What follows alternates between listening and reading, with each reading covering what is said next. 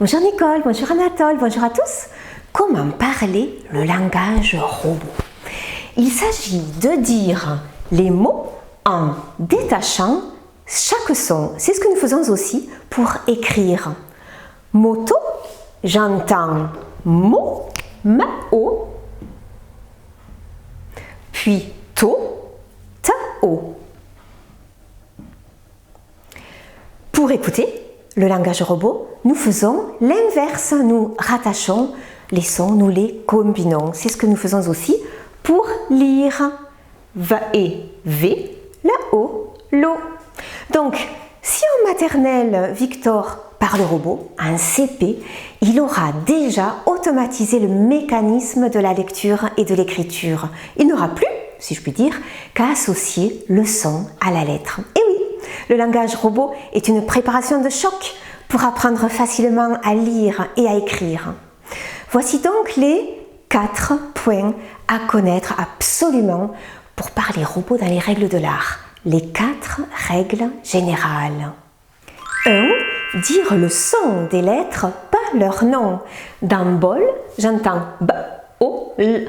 Ne dites surtout pas B, O, L. Un bol n'est pas un B, O, L. Je le barre.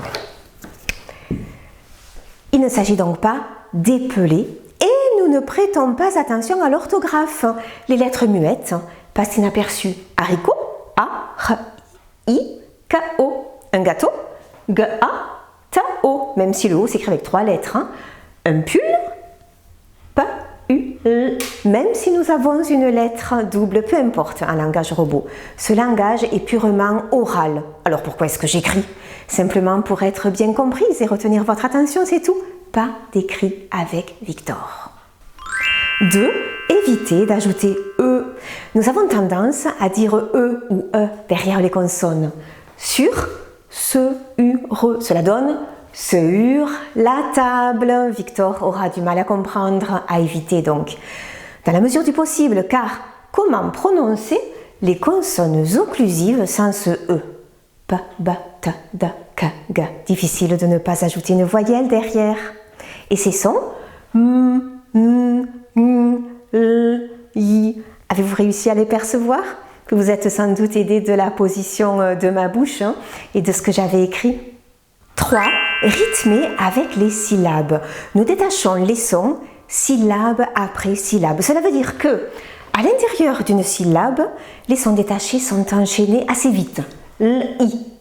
Pas question de respirer entre ces deux sons. Par contre, nous marquons une petite pause avant de passer à la syllabe suivante.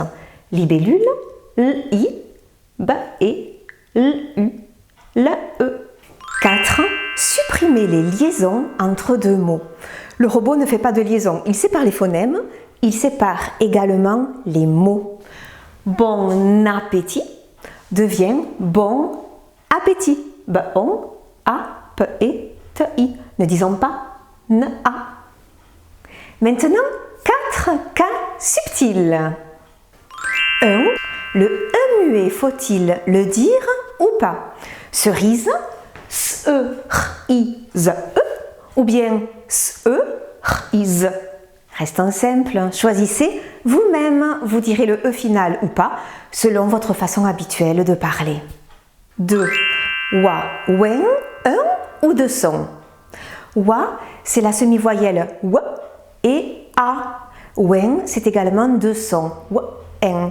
Toutefois, nous n'apprenons pas à écrire wa. Je vous conseille donc de faire ici exception à la règle. Ne détachez pas les deux sons. Le roi, wa. Le foin, wen. 3. Piano. Entendons-nous IA ou YA? Si nous disons PIA, nous nous basons sur l'écriture. En réalité, nous entendons PIA comme dans yaourt. De la même manière, radio, de yao. Même chose avec ye, ye, yen, yen. 4. La lettre X, faut-il détacher ces deux sons? Lorsque le X se prononce, il donne deux sons. Alors, faut-il les enchaîner ou pas puisqu'il s'agit d'une seule lettre? Box, ba-o, x, e ou ba-o, x, e. je préfère la deuxième option, car nous pouvons retrouver k, s dans accent par exemple, et là il faut bien détacher. De la même manière, pour le X qui donne les sons G, Z, nous les détacherons aussi. Exact et G, Z, A, K, T. À vous de jouer maintenant et vive l'école avec Nicole et Anatole!